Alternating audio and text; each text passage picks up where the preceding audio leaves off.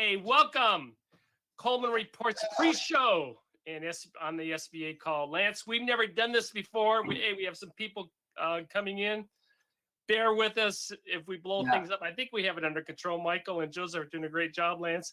But we decided, hey, we're going to talk about it, and we'll see what happens. And I will start off with this. Supposedly, it's going to be a long call. What we're going to do after the end of the call is we are going to cut segments in 5 to 8 minute segments that we think are important, and we'll put those up on YouTube so you don't have to watch all 2 hours. But Lance, what are they going to talk about? Well, Bob, I'm excited about this call for a couple of reasons. I have done webinars on the SOP 5010-7 and you know this, Bob, and a webinar on the 5057-3. And my last slide in both webinars was be prepared for changes between now and then, because both SOPs become effective August the 1st. And this is kind of interesting timing, is prior to, I'm going to step out on a limb, guys. Well, that's why you're here, Lance. That's why you're here. You know, in NCAA football, the pregame show for Saturday, Lee Corso steps out and he puts on a hog hat or some other hat. I'm going to step out on the SBA limb. I wish I had an SBA hat. I should have made one, Bob. I think we're going to hear about some changes today. I really do. Congress wore out SBA in discussion of some of the things in the 5010. And I could be wrong, guys. I could be completely wrong. This could be just a regurgitation of the 5010, and of course, in a couple of days, we'll have one on the 5057. Well, let me stop. I'll go ahead, Lance. You finish, and I'll interject. I honestly think there may be changes today that we'll be very interested in. Well, because they've already gone over the changes in the 5010, correct? Yeah, they did that. They haven't talked about the 5056, have they? I haven't seen that. Not really, not at all. The 5010, you know, we've already had the release that talks about the changes and why the changes were there. We've already had some SBA training on the 5010.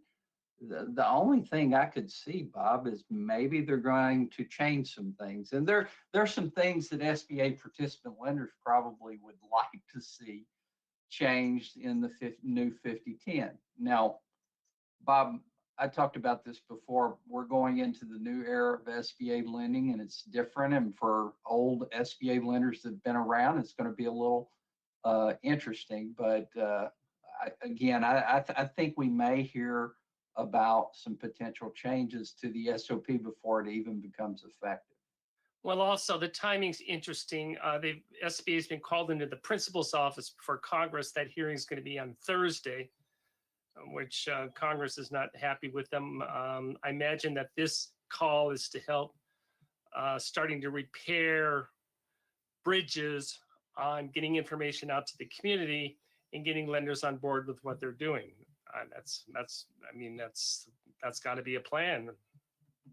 Well, and I think SBA is still answering questions about PPP fraud activity. You know, numbers have come out this week where, you know, SBA has indicated a certain level, significant level of fraud in PPP. And I think Congress has some questions about that.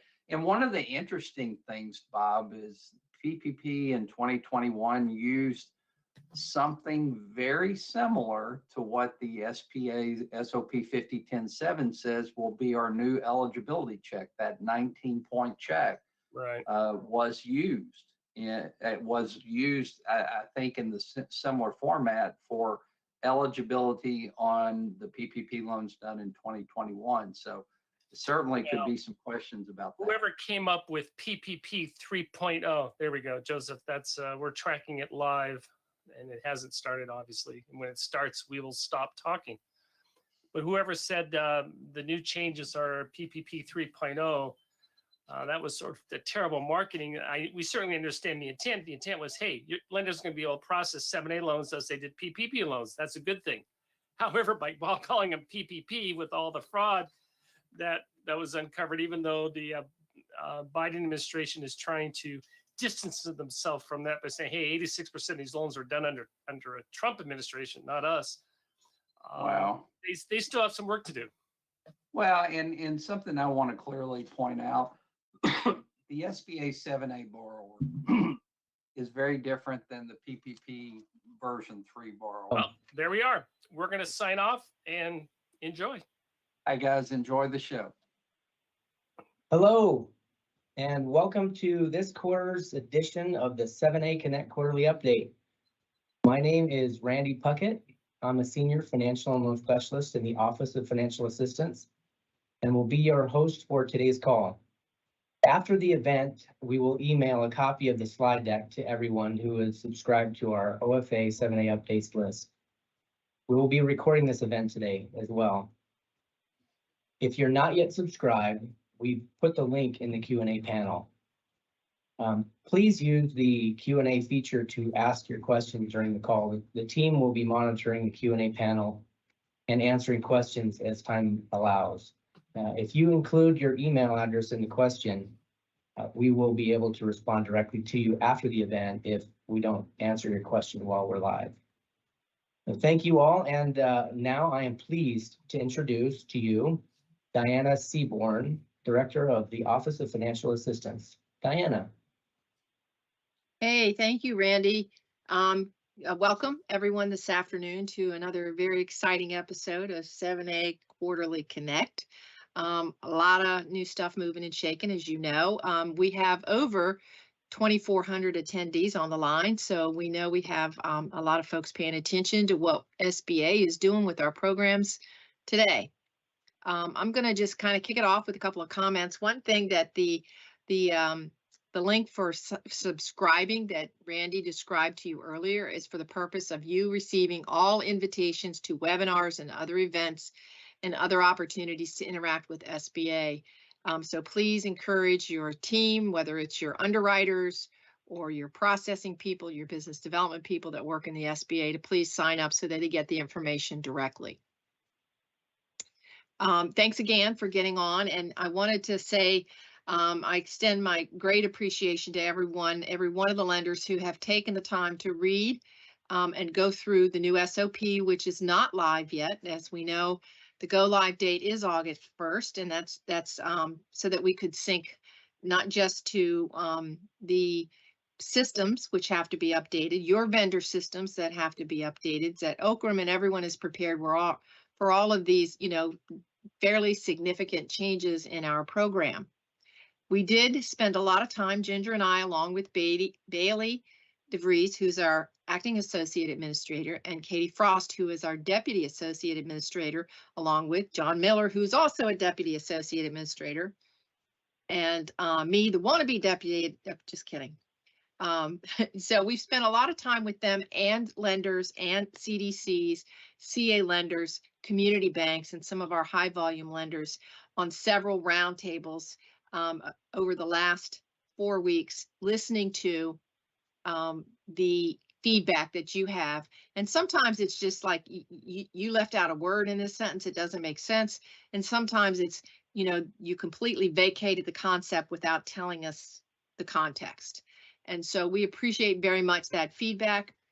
Ginger and her team and I have spent a lot of time on the 7A side, and Linda and I have spent time on the 504 side, taking in those comments and making adjustments to the SOP, which are not rule changes, but places that we have added clarity, made corrections where we had contradictory information. Maybe it got into one section and not to the other. So we have listened to you, and we very much appreciate that you have taken the time to take a look at it.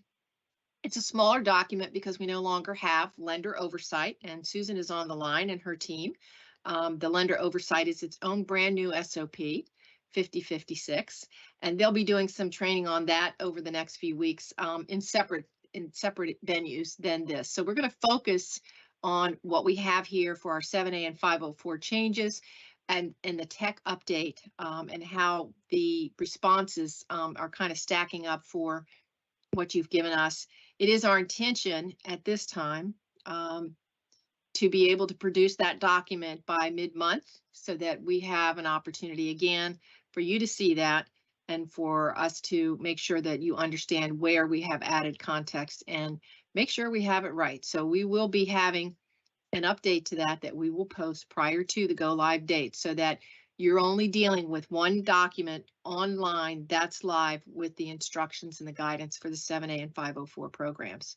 So all of your feedback, whether you emailed to us or whether you were on one of the roundtables, has been very valuable in helping to make sure that we're doing the best we can for you to understand the changes and to embrace them and start moving forward as we kick open the gates the rest of the way for August 1st, that the rules became effective in May.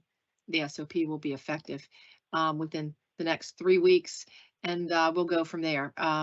We have training on demand that the team has put together on the website. So these kinds of opportunities where we're going to explain things to you today, it's a lot to do in one session.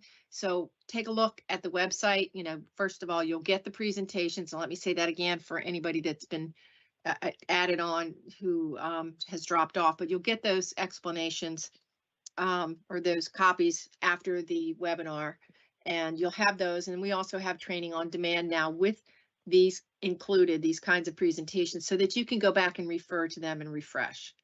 And they will be updated in accordance with our tech changes as well. So the training will stay current and be reliable for you. So before I turn the show over to Ginger, who's the ringmaster of all we're doing today, I wanted to take a few minutes or a couple minutes to say, you know, remind everybody on the phone that is a CA pilot lender that, you know, we are in the process of accepting the requests for the transition to become a CA SBLC. Susan's team, Paul Kerwin and Betty Hill, are working on that process, and that's caloans@sba.gov.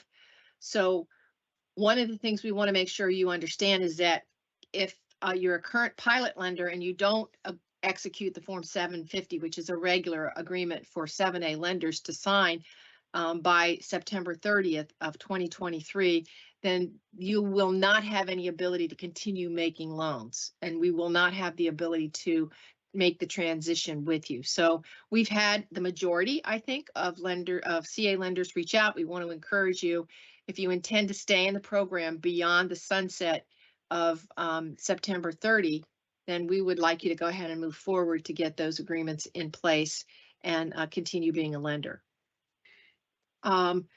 Aside from that, you know, if you are new to community advantage lending, please understand that, you know, any approvals have to be done and have to be in by August 1st.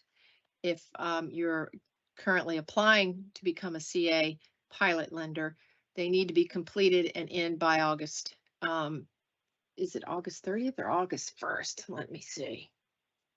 August 1st. Yeah, so you're within 3 weeks of the due date, because the team needs enough time to make sure everyone is onboarded who is interested in the pilot, and you'll be able to make pilot loans through September 30th, but after that, no more pilot.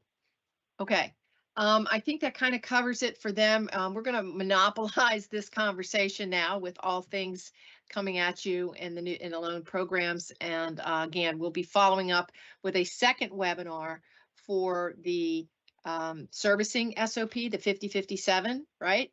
And then more training and communication from Susan and Paul and Betty with regard to the CA transition to SBLC.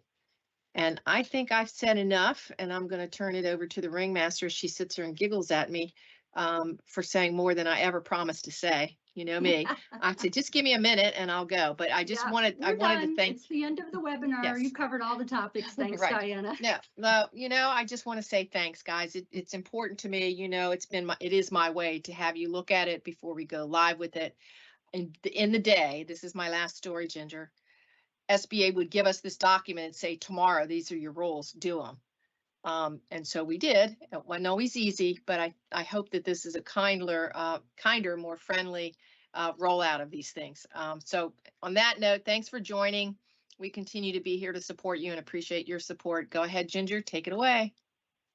Thank you, Diana, for your quick 30-second kickoff. I appreciate it, as always. Remember who does your review. Okay. Happy summer, everybody. Thanks for joining us. We've got a lot of folks on the line today, and we're going to make it worth your effort. As Diana said, we are recording this event, which means if you or any of your buddies couldn't watch the live event, you can use the same login link afterwards for up to 6 months to watch the recording. Additionally, hopefully within the week, we'll have the recorded training along with the slide deck posted on SBA's Training on Demand page, and more to come on that in a few slides. Look at this gorgeous team. This is the small and mighty 7A Loan Policy Division. You've seen us all before. We've got Bob Carpenter, Randy Puckett, and Ross Maxwell. And between the four of us in the last couple of months, we've published 4 big rules and what's about to be 2 SOPs. So we're a hardworking and hard-charging team. And thank you guys for all your hard work that you do. Let's go on to the next slide, Randy. Great. Let's start off by talking about the technical update to the SOP. As Diana mentioned, we have a technical update to the SOP in clearance right now. It's due out of clearance on Wednesday of next week. So we could have it published as early as Wednesday of next week, but give us 24 to 48 hours breathing time. We'll also be issuing or publishing an information notice that highlights the changes between the first version of SOP 5010-7 that we published recently versus the tech update. So look for that in a week or so. And the tech update is replacing the first version of SOP 5010-7 that we've already published. So we'll take that one down from the website and replace it with the tech update, which will be effective August 1st. Of course, the tech update applies to all loan applications received by August 1st or thereafter. Yes, we're also replacing. Sorry, guys, we had a technical glitch with our database when we sent out the invitations to this webinar, and I've been getting swamped by calls from the public, and I'm getting calls right now, so apologize for that. I was distracted momentarily. In any case, we're also working on updating our forms. They will not be finished in public before August 1st, but they will be coming as soon as they make their way through internal clearance, and they also have to go to OMB to be cleared through OMB. So until we get our new forms published, all lenders need to know that they should continue using the forms that are still available. And yes, we have 3 new SOPs that have all been published, and they'll all go into effect on August 1st. And when you get the slide deck, these are the links that you can go to download each of those SOPs. 5010-7 is a loan origination SOP for both 7A and 504. 5056 is the new SOP in Okram Shop. That used to be part 1 of SOP 5010. That's the lender participation guidelines, how to become a lender, how to get your delegated authority, and how Okram will conduct lender oversight, or it has some of the oversight rules there. And 5057, which is the 7A loan servicing SOP. Okay, let's talk about hot topics, and let's start it off with a little bit of Mythbusters. Recently, for whatever reason, we've been getting a flurry of inquiries about whether lenders may require a borrower to have a depository account. And the answer is yes, you can, as long as the borrower has complete control of that account. In other words, lenders may not require the borrower to maintain a compensating balance that's not under the borrower's control. So for whatever reason, somebody must have been asking out there because we got about, I don't know, 5 or 10 inquiries in a very short period of time. So hopefully that puts that myth to rest. And then let's move on to something that was a little bit of a clumsy edit on my part in SOP 5010-7. So the edit here created some confusion, and the tech update will make this clearer. And I'm talking specifically about 7A small and SBA express maximum loan amounts. So for 7A small, the loans can have a maximum loan amount of $500,000 per project. And you know that SBA defines a project as something that occurs within 90 days. So if you make a loan, for example, to purchase a building, and then 2 weeks later, you make a line of credit, SBA will consider that to be the same project. So 7A small loans can be $500,000 per project versus SBA Express, where that maximum is the aggregation of all outstanding SBA Express loans, inclusive of our pilot program loans. So any outstanding balances on Community Advantage, Community Express, or Patriot Express that the applicant and its affiliates have. So hopefully that clears up that question. I got quite a few confused inquiries on that topic. It's okay, Randy, you can move forward one. I'm being hurried along, I see. Okay. How do you we like got- that? Yes, I'm sure you can relate. So the next one is EPCOC.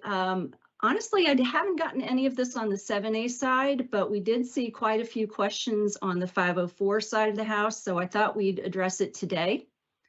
And that is, there's some confusion about when the applicant is structured as an EPCOC, how does a lender determine size and affiliation? So when there's an EPCOC structure, only the OC is examined for size and affiliation. But remember, we have a regulation that says, with respect to the maximum outstanding loan amount that can be guaranteed, a loan to an EPC, that limit is counted toward the limit for the OC as well. So just wanted to provide some clarity on that topic. And now let's move on to my favorite topic, the new training on demand page. As you're aware, we've got quite a few videos up there. And immediately after this call is over, my team is going to start updating the existing videos that are specifically about 5010-7. We're going to update them to reflect the updated procedures under the technical update for the SOP. So you should start seeing those new videos rolling out in the next few days. All of the videos except for one will have a slide deck attached, and Ross will be showing you how to access those slide decks in just a moment. And as Diana hopefully mentioned in the beginning, on Thursday of this week, we will be having a separate webinar on SOP 5057-3, which is the update to the 7A loan servicing SOP, and that will be our OFPO team providing that presentation. And now I'll turn it over to Ross. Ross?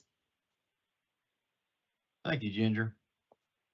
Hey, everybody. So Diana Ginger gave you an executive level overview of what the Training on Demand webpage looks like, but I wanted to drill down and give you a more ground level look. Most of this training relates to the new final rule and the new SOP. So check it out. We're always looking for ways to better serve our lenders. We want to provide you with meaningful content. So let us hear from you. Tell us how we're doing. Suggest a new topic. We provided a PowerPoint presentations that go along with the training. And we wanted this material to be available to the general public. So we made all of our materials 5-weight compliant, which means these presentations are accessible to the hearing and vision impaired. Now, this slide Randy has up right now, it gives you the link to our Training on Demand webpage and a snippet of what you would expect to see when you open the link. If we're going to move one more slide, this shows you where you would find the link to the deck. Now, once the video loads and you scroll down, you look in the video description, you'll see that link. And if we can advance once more, we'll see a screenshot of what that looks like. Now, this is sbasbox.com website where all of our PowerPoint slides are located. And from here, you can see a presentation, or you have the option to download it.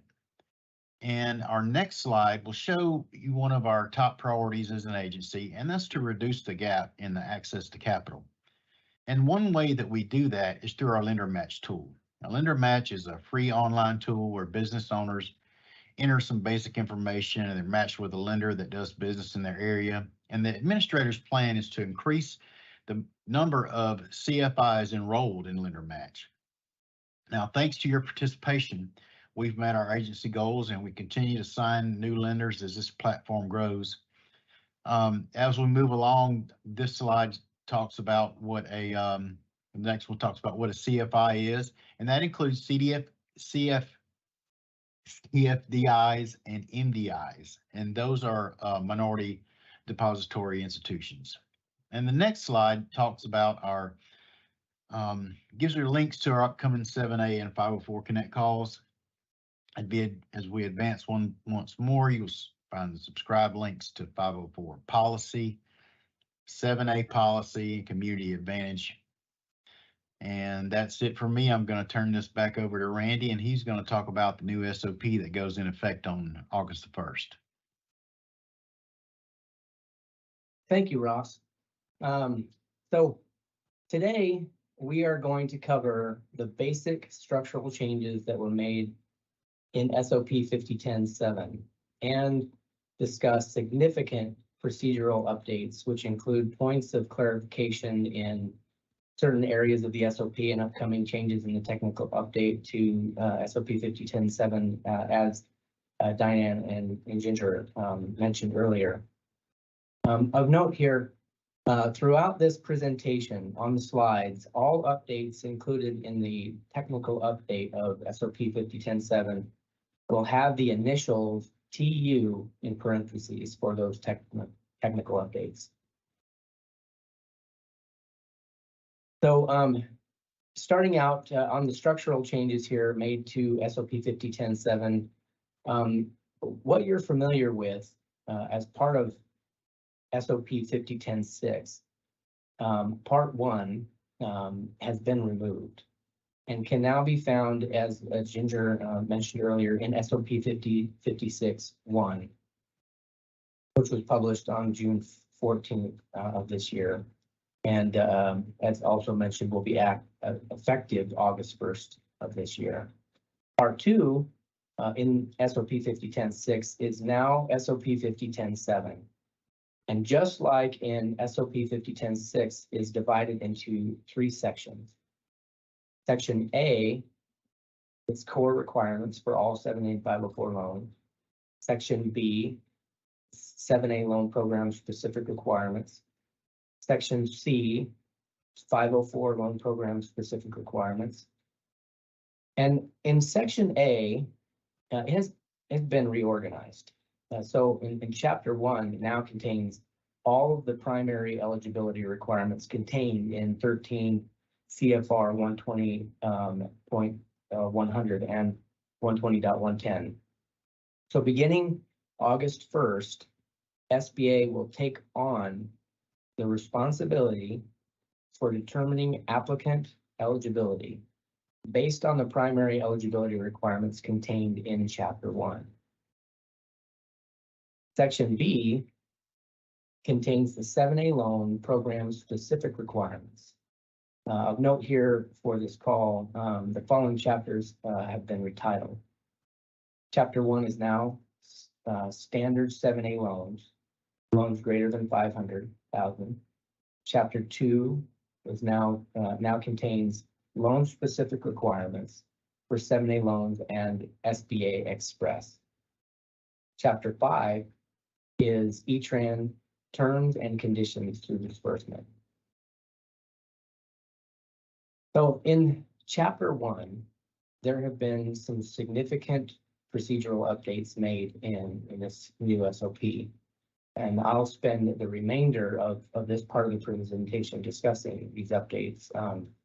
And we're going to start with Section A, core requirements for all 7A and 504 loans.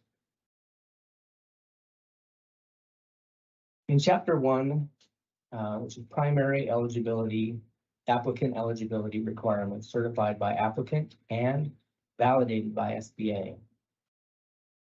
To apply for a 7A loan, applicants must certify that they comply with all loan program requirements.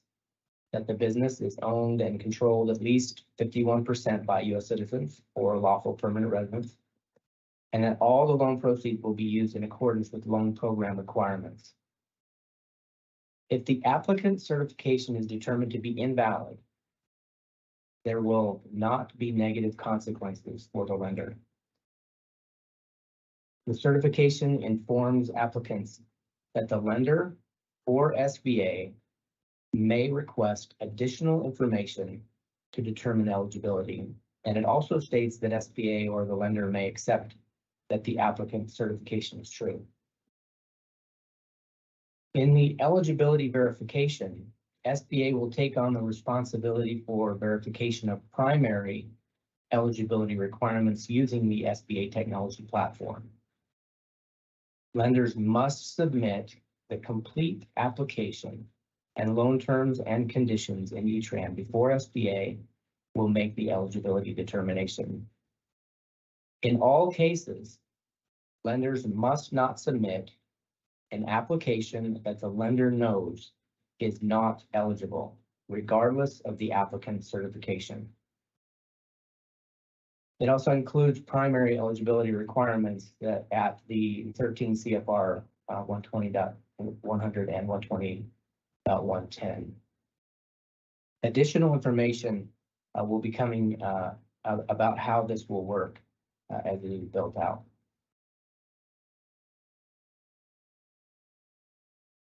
In the credit not available elsewhere, Chapter 2, SBA's eligibility compliance check requires the lender to enter a complete application and loan terms and conditions. SBA's technology platform will run the data through various databases and conduct other checks to ensure the applicant meets SBA primary eligibility requirements. During the eligibility compliance check process, if a compliance check error code is identified, the lender must work with SBA's loan processing centers to clear the code, regardless of whether the lender is processing the loan via delegated or non-delegated authority. Our initial information is that lenders will be able to work with E-Tran to clear code without requiring SBA staff intervention. Once the code is cleared and SBA has issued an SBA loan number, the lender may continue processing the loan. When SOP 5010-7 goes into effect August 1st, a character determination or criminal clearing process for loan applications will no longer be required. Under the new procedures, if a business has an associate who is incarcerated, on probation, on parole, or is under indictment for a felony or any crime involving or relating to financial misconduct or a false statement, the business is not eligible for a 7A loan. It is a simple pass-fail test. This new simplified approach is a result of the deregulatory rule, which went into effect August of 2022. That simplified the regulation at 13 CFR 120.110N. The language prohibiting using loan proceeds for religious activities and the requirement for SBA Form 1971 religious eligibility worksheet have been removed.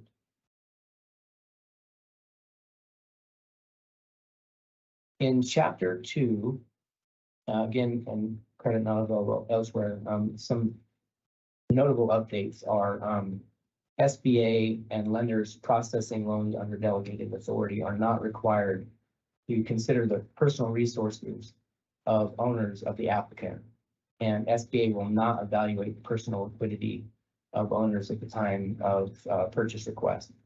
A non-delegated loan origination review or during Paris reviews. Lenders must certify and indicate in their credit memorandum that the applicant does not have the ability to obtain credit elsewhere. So, what are the requirements for certifying that the applicant does not have credit available elsewhere?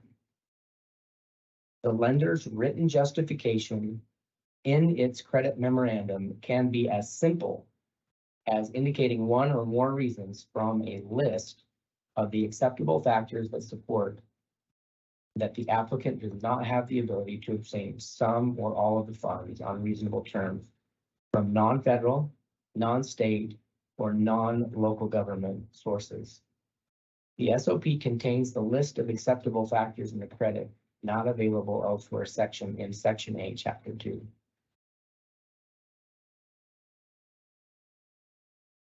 Chapter 3 covers uses of proceeds. In this chapter, much of the explanatory language that was removed from the occupancy and leasing requirements paragraph from 5010-6 has been added back in the technical update to SOP 5010-7. The requirements for an assignment of lease and landlord's waiver should be obtained.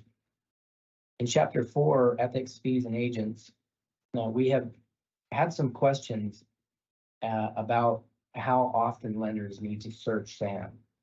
So to clarify, for agents, lenders will only be required to conduct a SAM exclusions search once prior to the agent's first day of work on SBA related business. The servicing and packaging fee section in Chapter 4 has been updated, and included here are additional technical updates to the fees section in SOP 5010-7. SBA now permits the lender to charge the applicant a flat fee up to $2,500 per loan. Lenders must continue to report all fees charged to the applicant in each round.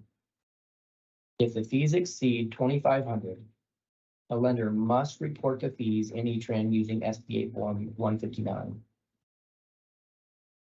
The lender may charge an applicant reasonable fees customary for similar lenders in the geographic area where the loan is being made, for packaging and other services. But note that the applicant may not be charged for the same service by two different entities.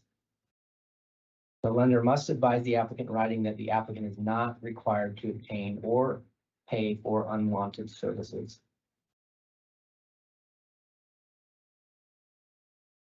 SBA changed the maximum fees that lenders may charge the applicant.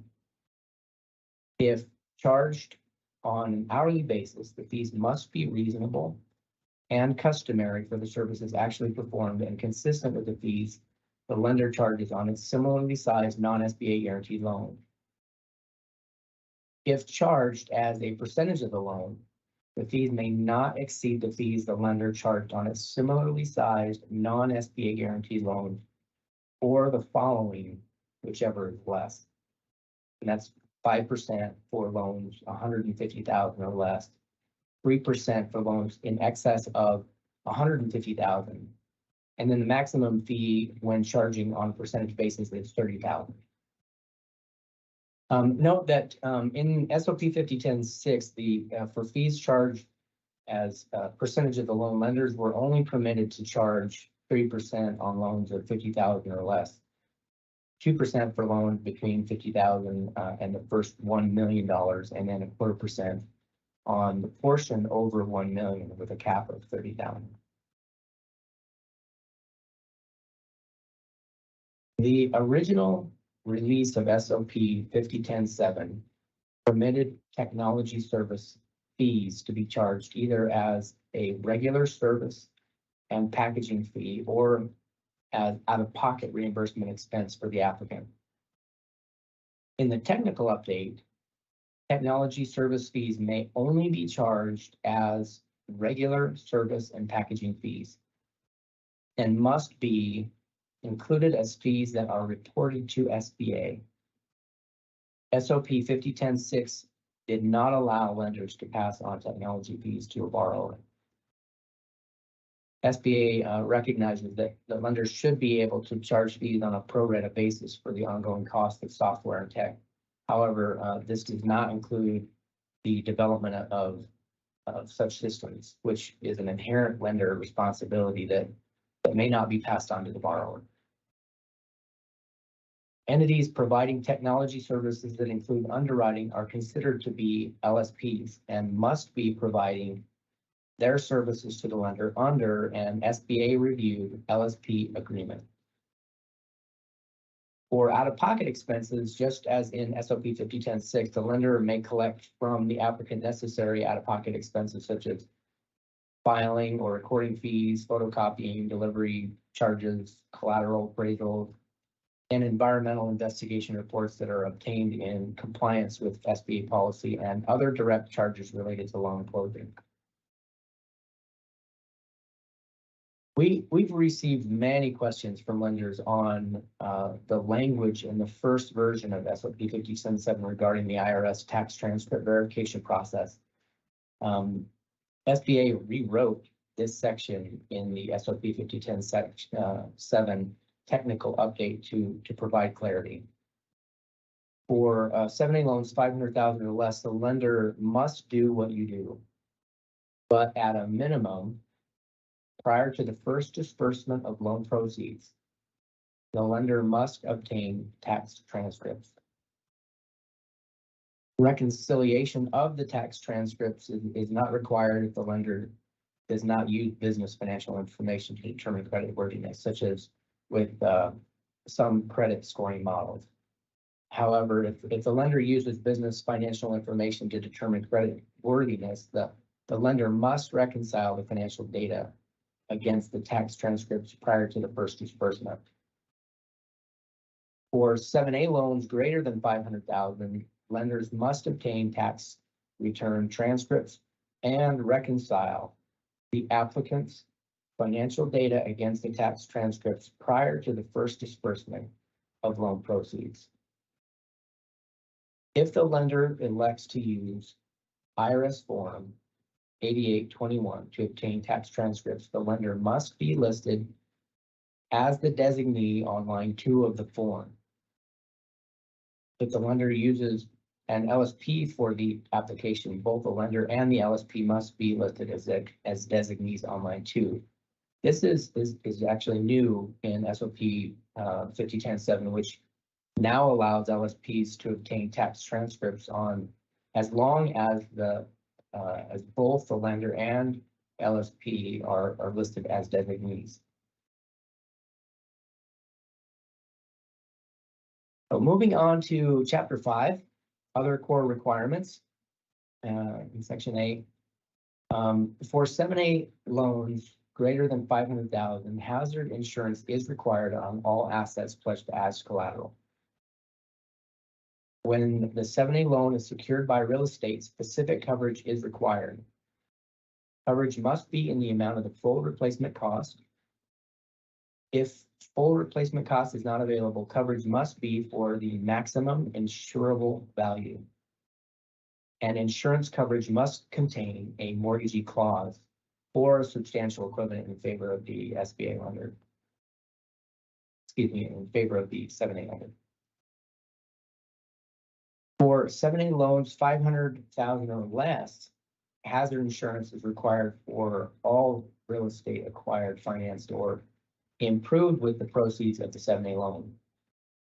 7A loans less than 500,000 also have the same specific real estate collateral requirements we just went over with the 7A loans greater than 500,000.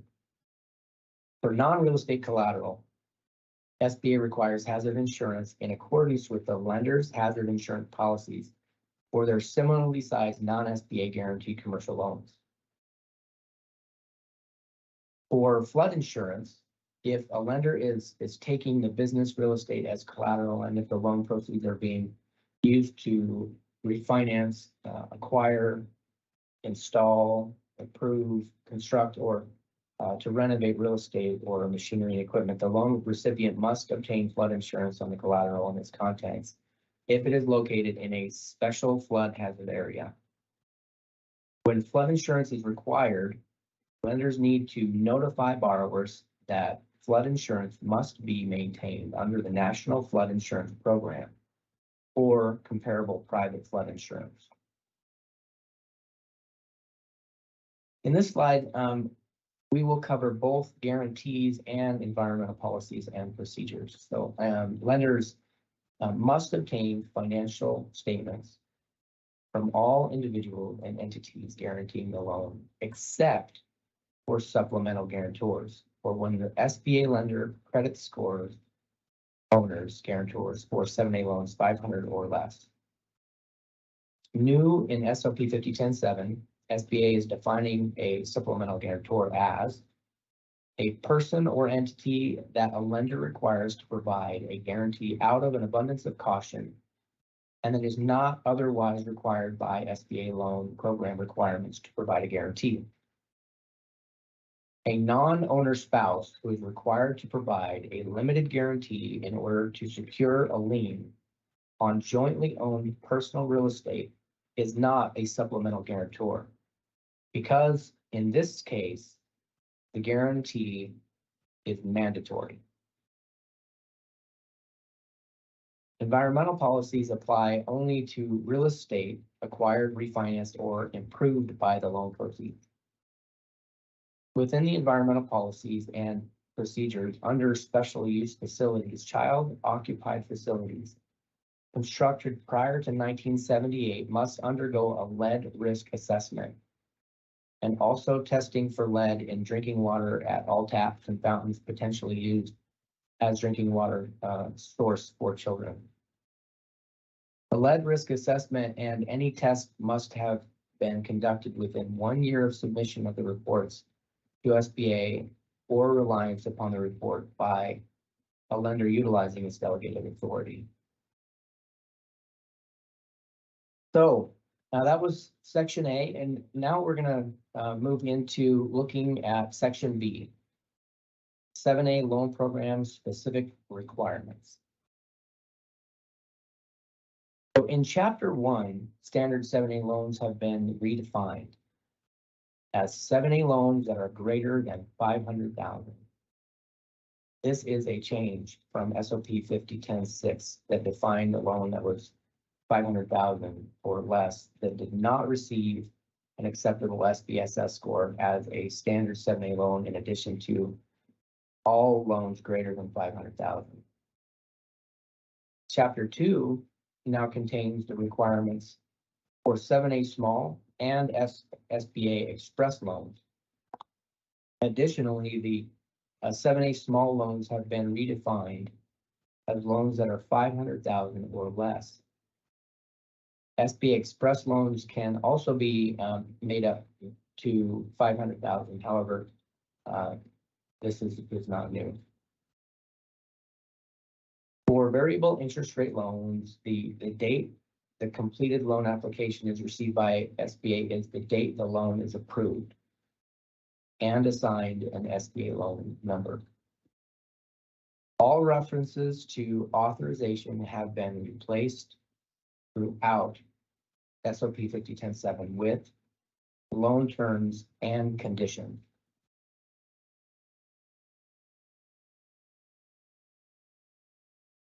Regarding debt refinance, SBA rewrote the debt refinance rules for standard 7A, 7A small, and SBA express. Now all three delivery methods have the same debt refinance rules.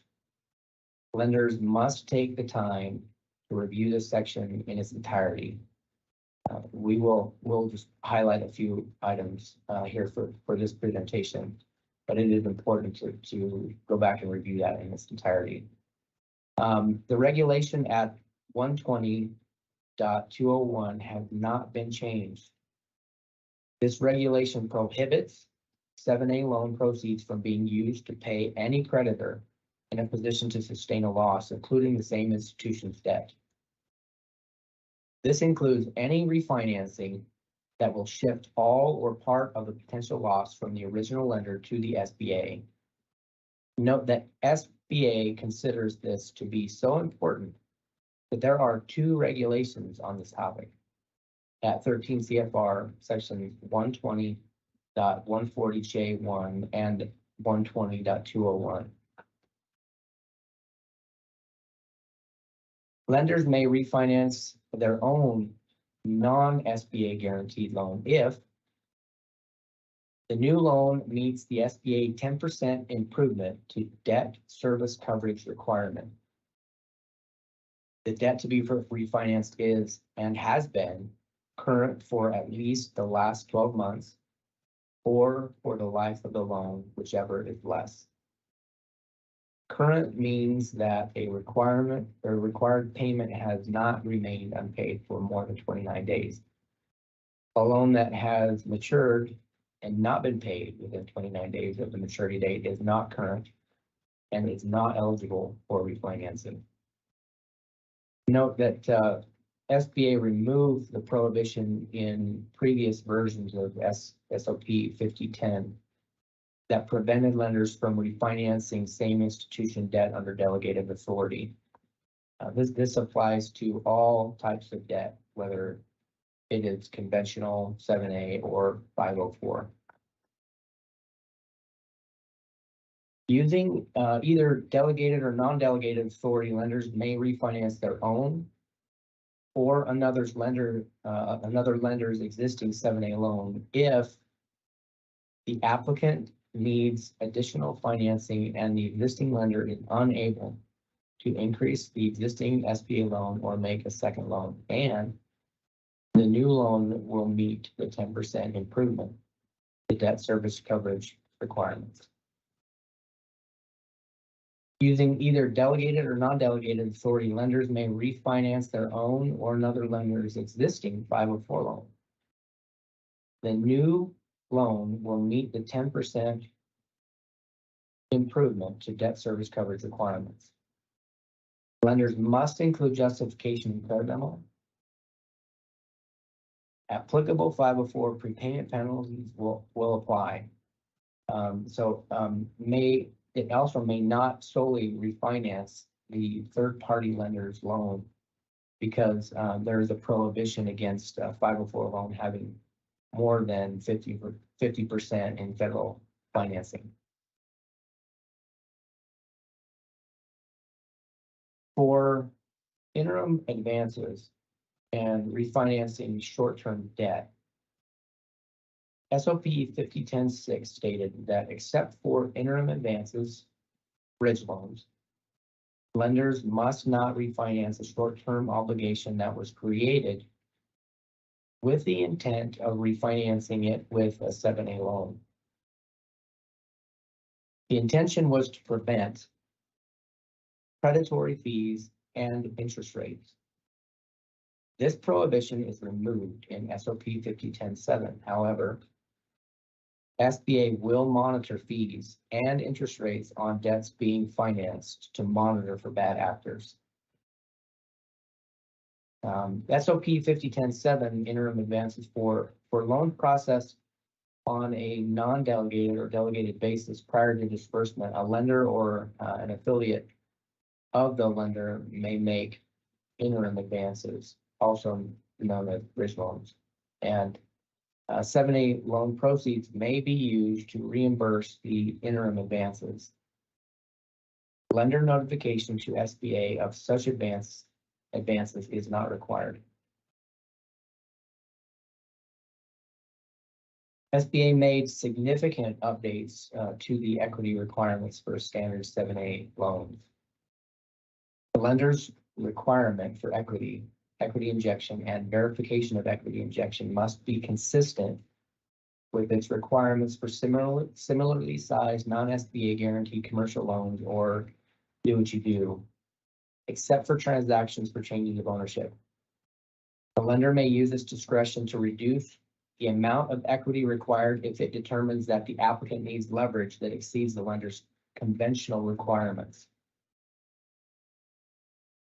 Standard 7A only for complete changes of ownership, SBA requires an equity injection of at least 10% of the total project.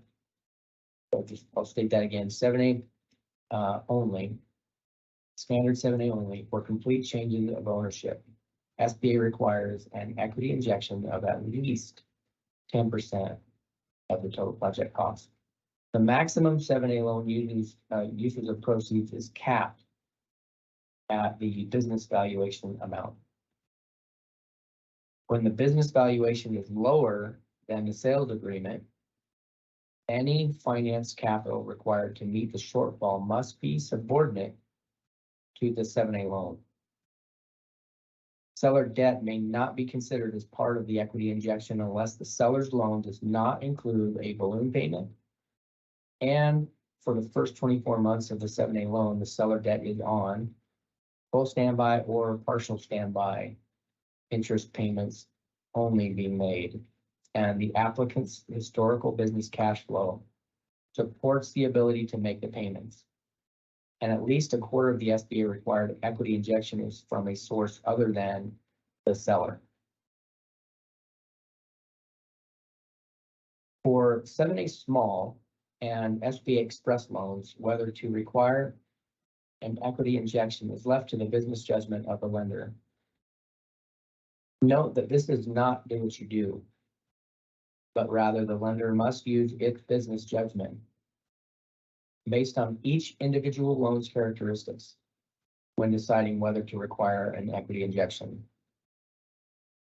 If the lender requires an equity injection and as part of its standard processes for similarly sized non-SBA guaranteed commercial loans verifies the equity injection, it must do so for its 7A small and SBA express loan. So we just covered equity injection for changes of ownership, and now we're going to focus or shift focus on some of the general elements of changes of ownership. Loan maturity for a complete change of ownership may be based on the collateral. For example, if the collateral is commercial real estate, the loan may have a 25-year maturity. Loan maturity for a complete partner buyout or for a partial change of ownership is by its nature a transaction based on the redemption or sale of stock for equity in the business. So the loan maturity is limited to a maximum of 10 years. And we've received several comments and questions about seller earnouts and buyer rebates. The guidance provided here is part of the SOP 5010-7 technical updates. For standard 7A, 7A small, SBA Express, Export Express, and international trade, seller earnouts are prohibited. However, buyer rebates based on business performance are allowed because this is a benefit to the borrower. If the borrower receives funds based on the rebate, it should first be applied to pay down the 7A loan to a point that will not trigger a subsidy recoupment fee, and any remaining funds may be used for business purposes.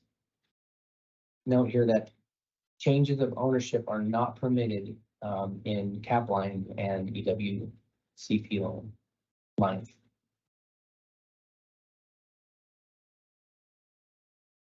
Partial changes of ownership are permitted for standard 7A loans, 7A small loans, and SBA Express. Loan proceeds may be used to fund the purchase of a portion of one or more owners' interest in the business or of the business itself. Both the business and the purchasing owner who is acquiring the ownership interest must be co-borrowers on the new loan. In the case of a general partnership, all of the partners must be co-borrowers. The seller may stay on as an owner, officer, director, stockholder, key employee, or employee of the business. When the small business is redeeming a partial ownership interest from one or more owners, all remaining owners are subject to the requirements for guarantees. Note that the technical update removes the provision that stated ownership percentage would be measured post-sale. Also note that for ESOP transactions, there's a statutory requirement that if the seller of the employer small business remains as a partial owner, the seller must provide a full, unlimited guarantee regardless of ownership. because this is a statutory requirement. It cannot be waived. We'll now look at collateral requirements. So So for Ross, all, Yeah. I'm sorry to interrupt you, but I want to go back to that slide, and Ginger, we want to make sure everybody understands that, this is a change in the technical update. So when we go live with this rule August 1st, this modification that Randy, Randy. yeah, well, it's one of those R words, they look alike, Hey, look at 'em in their if you want grin. to work on my team, your name has to begin with an R. Right, Robert, Randy, and Ross. Yes. Yep. And that's just a joke, guys. Yes, it is, of course, but just this is important for everybody to understand that, it's going to change from what the draft, from what the SOP that is not yet live on the web is going to be as of August 1st, when the technical update is effective. So it is the tech update document that will be effective August 1st.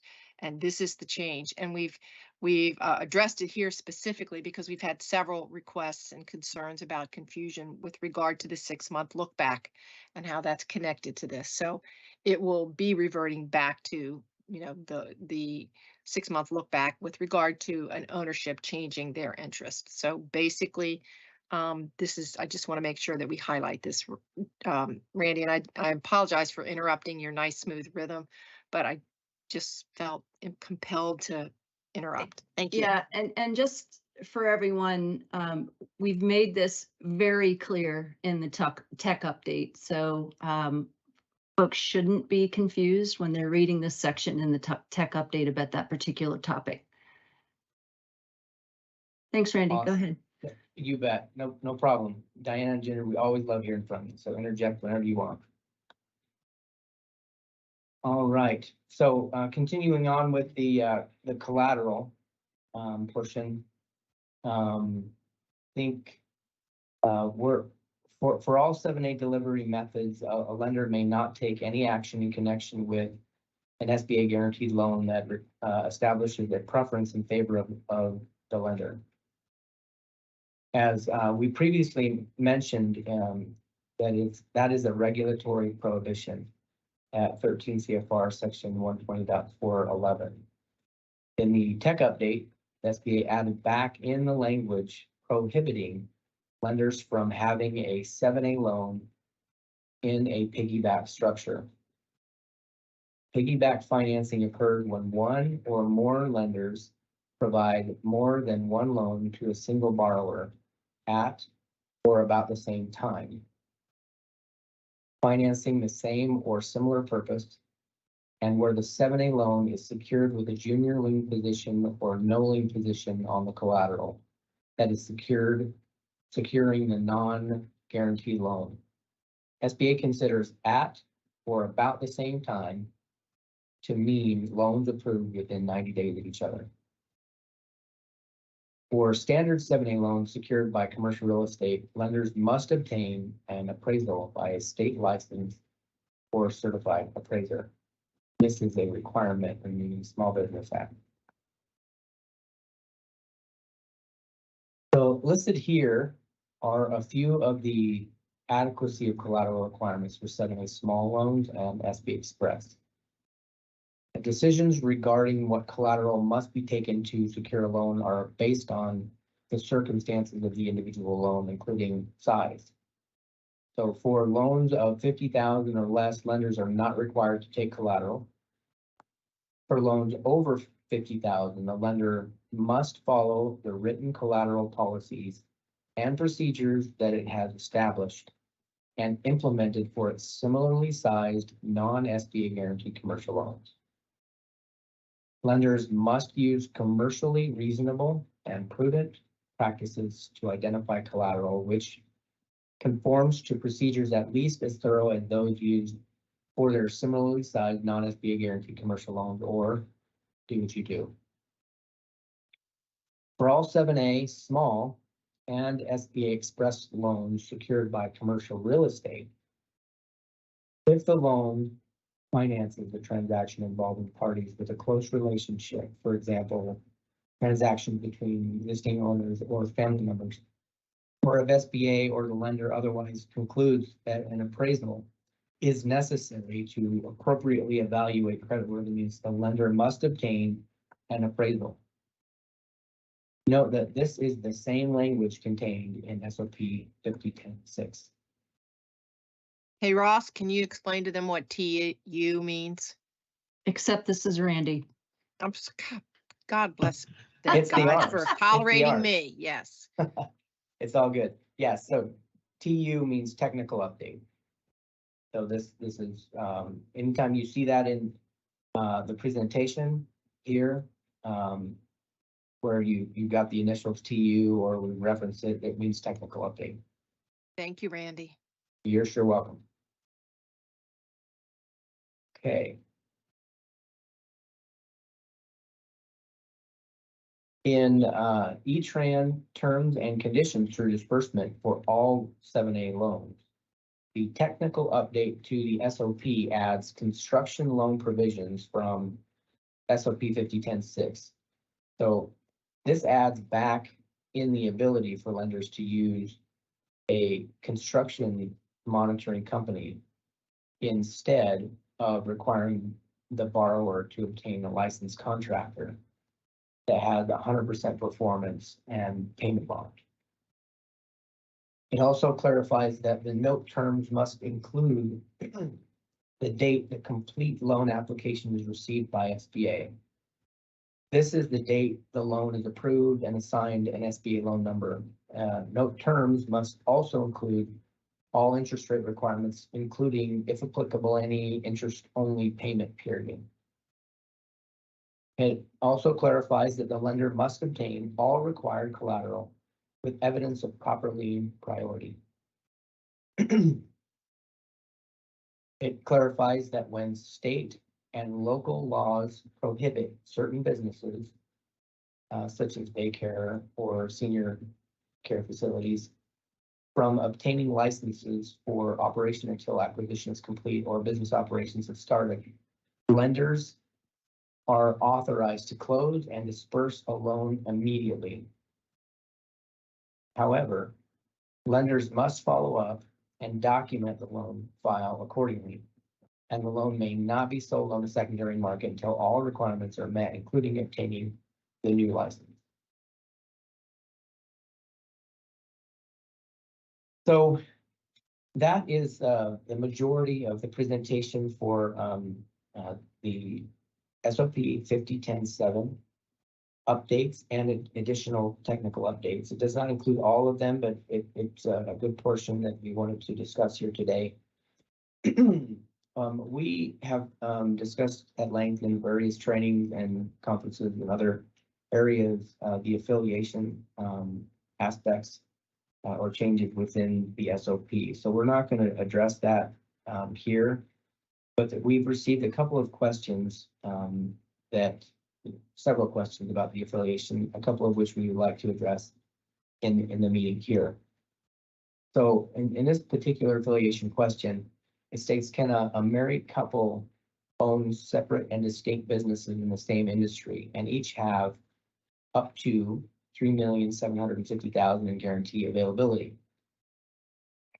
Because the principle of control is no longer a basis for establishing affiliation, including identity of interest between close relatives, the focus when answering this question needs to be on the ownership of the applicant. So when spouses and minor children jointly own a business, their ownership interest must be combined when determining amount of ownership interest.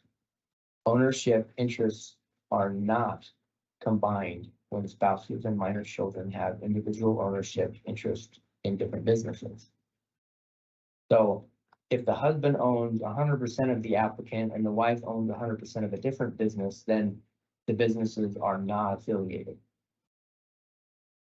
If the husband owns 90% of the applicant and the wife owns 10% of the applicant and 100% of a different business, then the husband and the wife's ownership in the applicant is combined, and the wife's other business is an affiliate and would be included in the SBA loan total.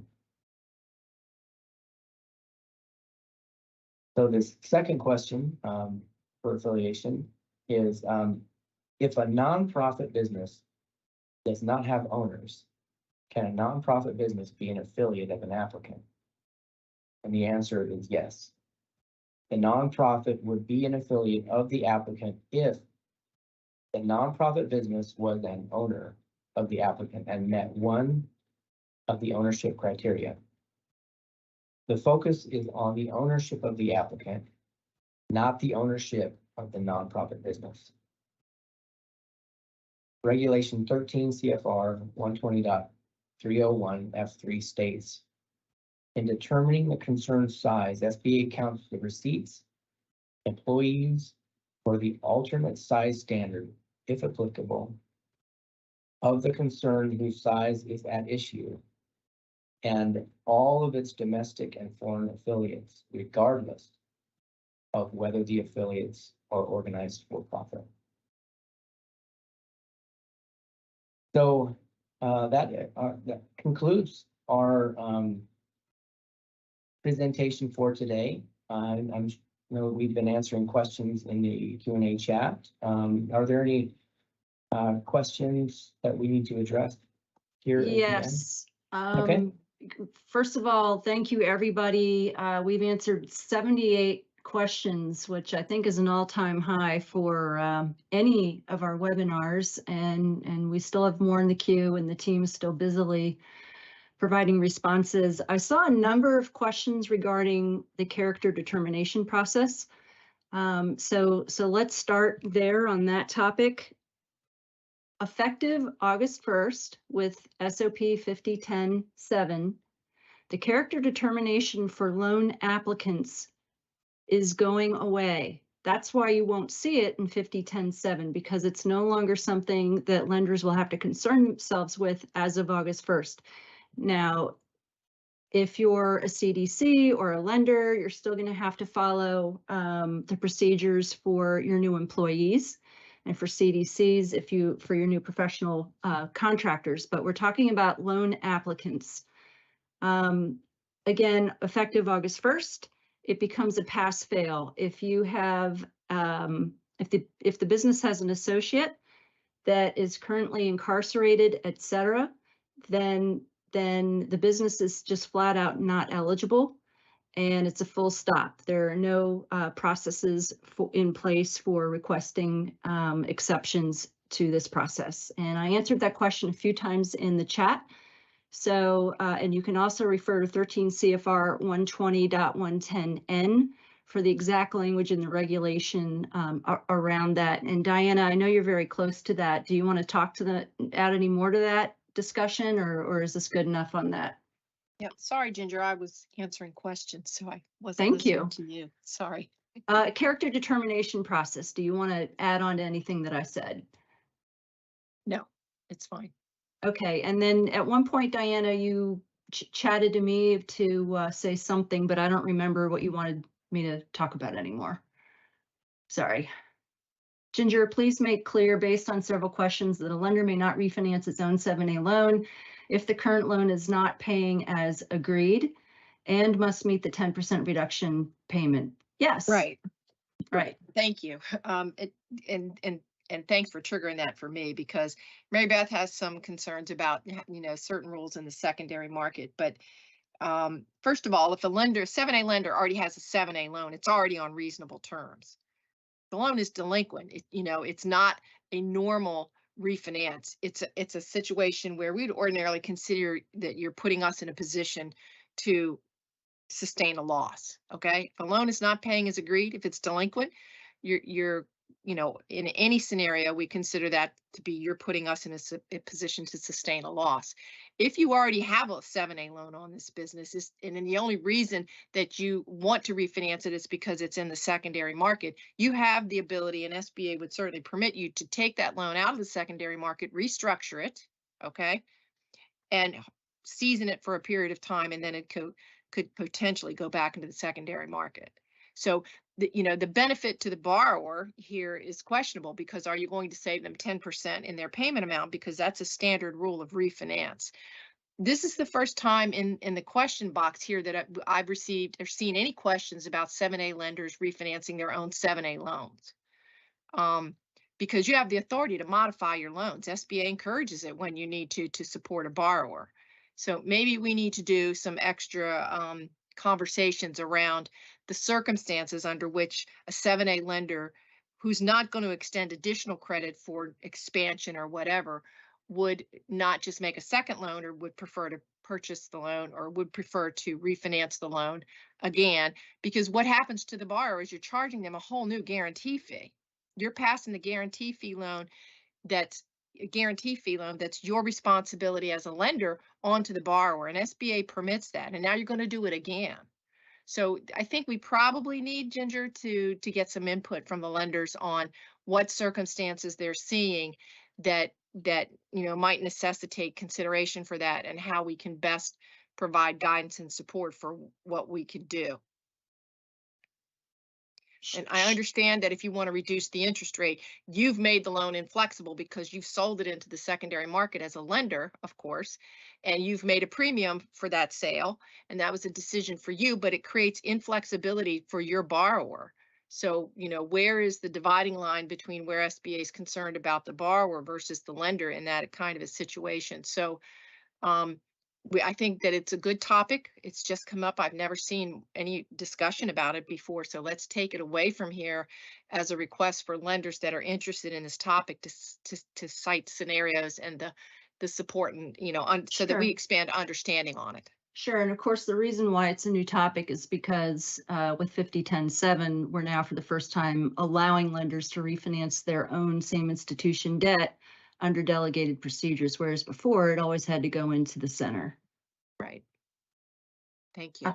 Yep. And I see an interesting question here about explaining how the compliance check will work and the timing of when that will happen. And the reason I want to bring this up is because we have recently been made aware of a change in how it's going to work. So when we publish the tech update, you'll see that the eligibility check that's done by SBA will actually be done on the tail end. I know that we'd given you some hope that you'd be able to do that on the front end, but unfortunately, as it works out, in order, before we can do the eligibility check, the lender's going to have to submit the complete loan application package and the loan terms and conditions into eTran. And at that point, the SBA eligibility check will be run, and this is applicable to both 7A and 504. It's Right. also go ahead, Diane. Can I just add on to that a bit, Ginger? Sure. I'd raise my hand, but I'm impatient, just for context, on that issue,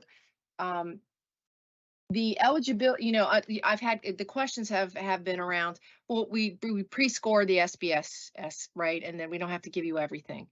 The distinct difference is the SBSS score is cheaper, basically. There's SBA is incurring a lot of costs to do the preliminary fraud, the STAR tool to apply to determine eligibility. It's not just a simple a licensing agreement with FICO, Liquid Credit, or whomever else. It's a lot of databases that we're checking, so it's a great cost to SBA. What we can't afford to do is allow lenders to come in like they do on SBS and score it, and maybe the loan doesn't go forward, maybe it does. So it's got to be a real deal for us to be able to invest that without, having the lender bear costs, which we don't do, but it's a cost to SBA. So we can't afford to pull that kind of review 4 and 5 times on the same loan. So that's the basic reason why we need to do it when we have complete information. The other thing is that because it comes from multiple sources, unlike the FICO score, which is one source, the API and the communication between SBA and those entities, isn't all one seamless thing. It's different databases that are pinged with whom we have those agreements with and access to, that creates our ability to make the determination for your benefit on eligibility of the business in general, and some very basic upfront fraud checks that just add a comfort level, comfort to the process for, the risk and fraud teams that look at behind us on everything we do. So that's the logic in it. It's the cost, and it's the extent to which we have to investigate in order to make those determinations as to why it can't be done up front. Thanks. And Diana, I think another nice topic to discuss briefly is the 7A small application process. In the tech update, you're going to see a correction to what we had originally published in 5010-7. Because remember, if you're a non-delegated lender, or if you're a delegated if you're a delegated lender processing a 7A small under non-delegated procedures, you can't process a 7A small as if you were a delegated lender. So just if I can clarify what I mean by that. If you're doing a 7A small loan and the applicant receives an acceptable SBSS credit score, if you're processing the loan under non-delegated procedures, you're still going to have to submit the loan application to LGPC. Now, there's not going to be very much they have to look at. They'll look at your credit memorandum to make sure that you listed the factor that demonstrates the borrower doesn't have credit elsewhere. They're going to make sure that the borrower can repay the loan. And also you're going to have to submit so obviously you're going to have to submit your credit memorandum. And then once LGPC reviews it, they will issue the SBA loan number. And so that's if you're a non-delegated lender and the applicant receives an acceptable SBSS score. If you're a non-delegated lender and the applicant does not receive an acceptable SBSS score, then you've got choices. So you can submit the application to LGPC via E-Tran. And in that case, you also have to submit your lender's credit memorandum that must state that the lender would approve the loan under the same procedures that it would apply to its similarly sized non-SBA guaranteed commercial loans. In other words, do what you do. And the credit memorandum must contain a cash flow analysis that demonstrates the applicant can repay the loan through cash flow of the business. Then LGPC will review it, and assuming that they're satisfied with that credit memorandum, then they'll issue the loan number and you can close and disperse the loan in accordance with your do what you do procedures. So I realize I may have just confused a bunch of you, but we will have the tech update published in roughly a week. And if you'd like, you can email me and I can talk you through it a little bit more clearly, but you should understand it once you're able to read it. Hopefully I haven't just caused a lot of confusion there.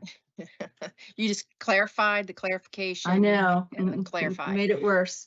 So what we can do is take away a training on demand on that topic perhaps and create something for you. So again, it's more clear when you see the document that we're trying to give you a heads up on, really.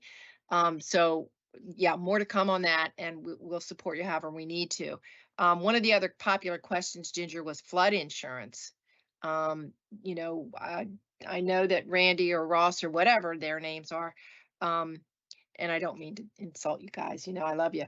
They went through it, but the fact is, if you do not lien, you do not have to have flood insurance on the personal assets unless you are financing or the real estate is collateral as well. So if you're financing just the equipment that's in a building that is not SBA financed, then you do not need to obtain flood insurance, but you must obtain it if you have a lien on the business property.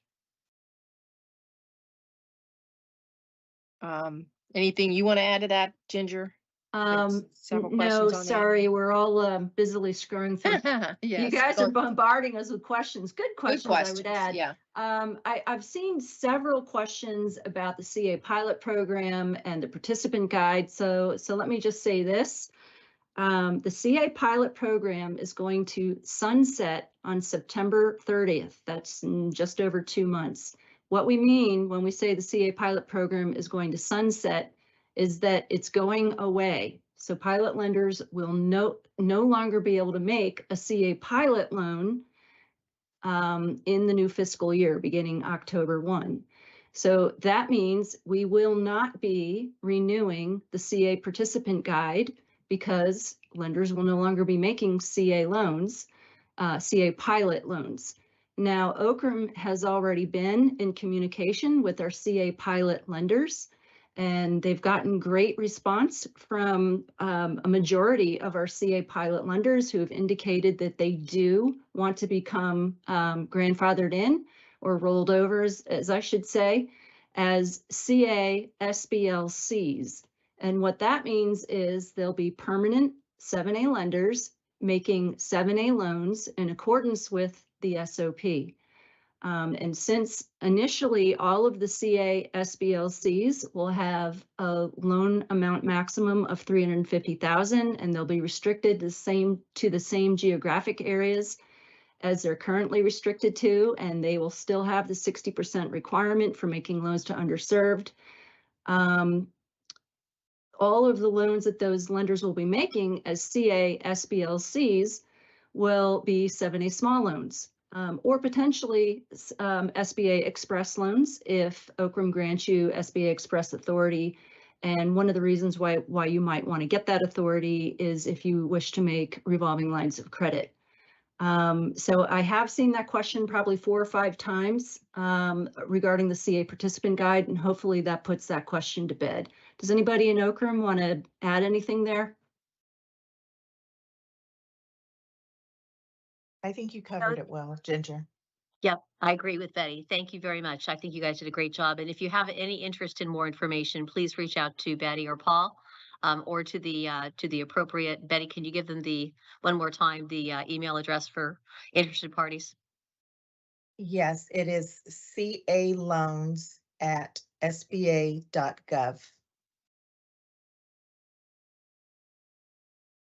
Thanks, Betty. All right, and so on another topic, just to reinforce, I understand that there's frustration and concern that we're not going to be able to do the eligibility test before a lender does their due diligence as they would in the ordinary course of considering a loan. There's no better way here for us to do this, and understandably, it's going to create some work on your part, but our lenders have always been really good at ferreting out whether a loan is a real loan or not before it comes to SBA, and we're going to trust that you're going to continue to do that for now. And of course, Steve is aware of the concern, and to the extent we may find a path forward, in the future, we'll continue to look for improvements, but for now, that's the best we can do. We And talked about flood insurance. What about forms, Ginger? Let's give them just give them a rundown basically on what's happening with the forms. Yeah, getting a lot of questions on forms. I've been trying to answer them. So as of August 1st, when the new SOPs go into effect, lenders will no longer have to have a 1920. However, it's my understanding that you will be still inputting much of that data into eTran. You will still have the 1919, and no, although we are working on an updated version of the 1919, we will not have that available or public by August 1st. So until we have the new 1919 out there and published and available for your use, you still have to continue using the current 1919. However, the replacement 1919 is going to be slimmed down.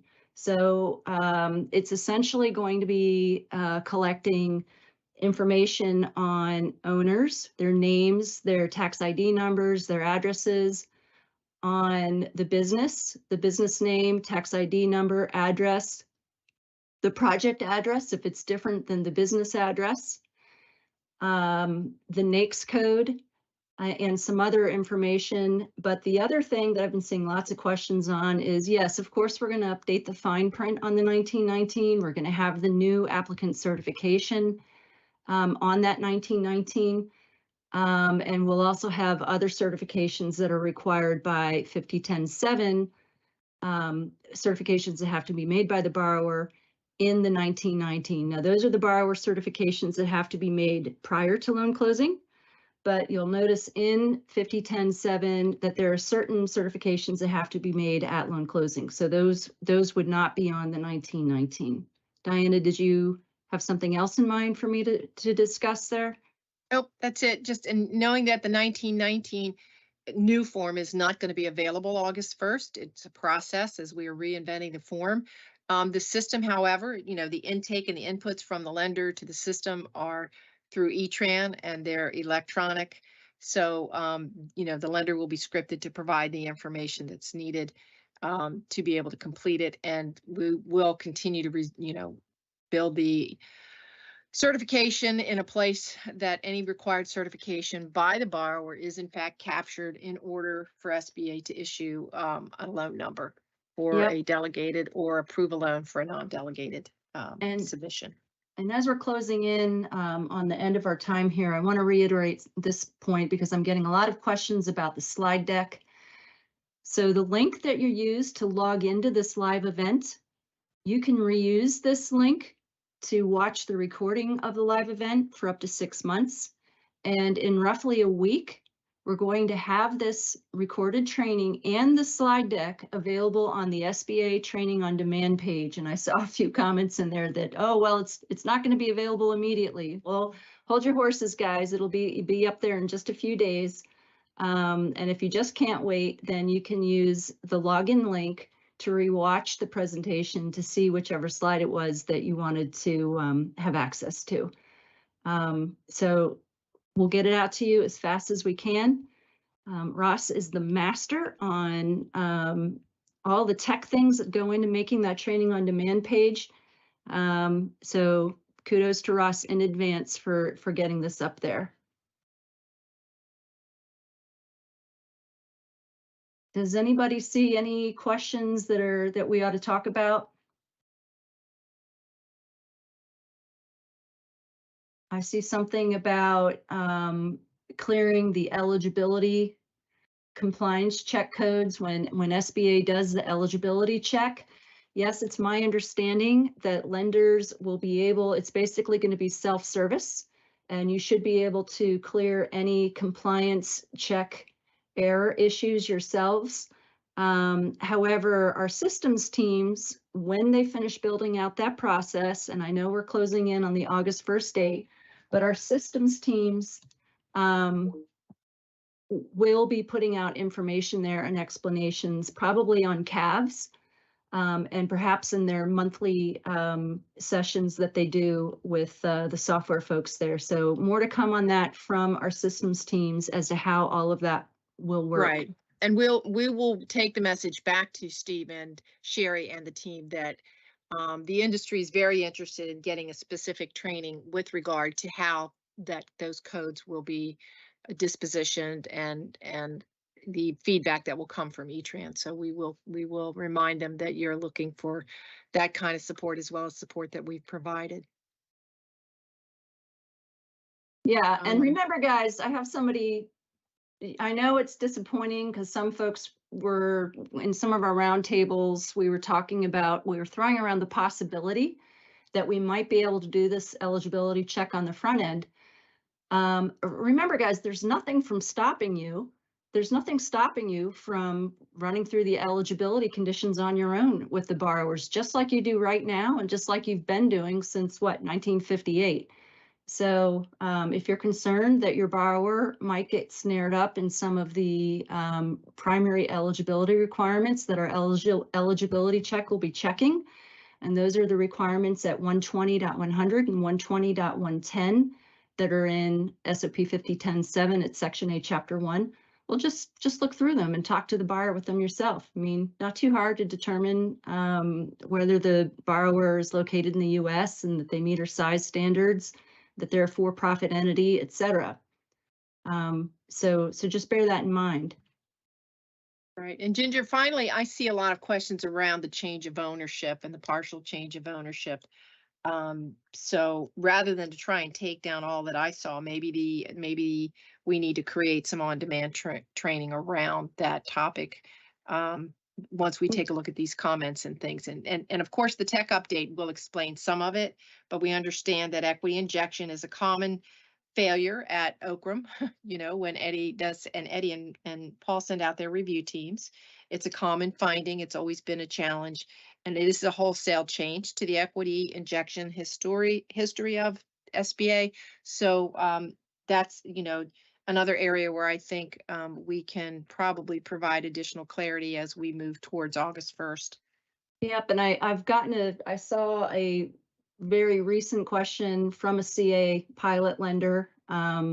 Apparently they're still not aware about how the process will work.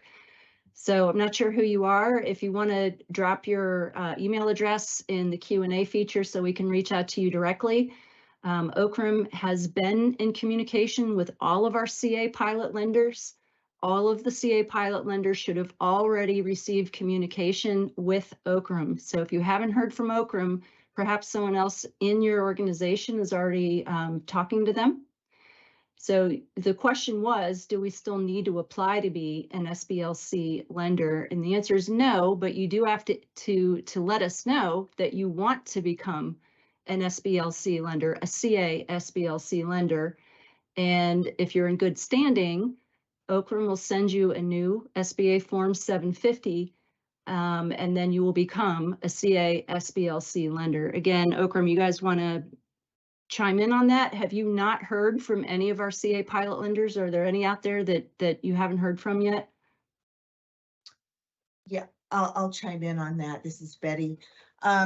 Yes, we are currently making outbound calls to those that we have not heard from to make sure that they have all the needed information.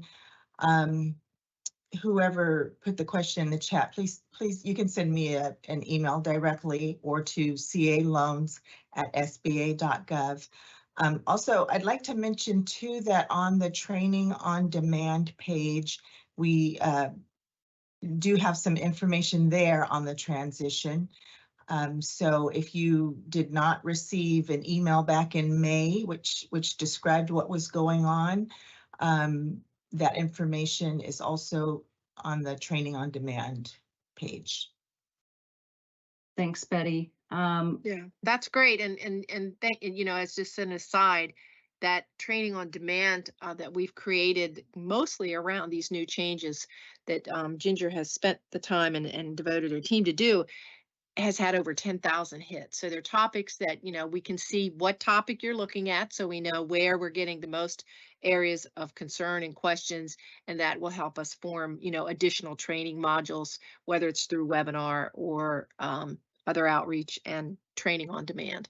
So, please feel free to use it. We're always interested in feedback on that, and our intent is to build it and keep it a current document, one that you can have new people take a look at and help to understand, the process and requirements and guidance that SBA provides, and continue to build that. So feedback is welcome. Even an attaboy, Ginger and the guys like from time to time, as does Linda and her team on this. But if there's something missing that you think really is good to be there, please let us know about that too. And just a couple quick questions on the E-Tran, on the replacement for the authorization. So for 7A and for 504, in fact, we're calling it the terms and conditions. Now, the 504 process has already gone live, but for 7A, this new process will go live on August 1st, coincident with the effective date for each of the 3 new SOPs.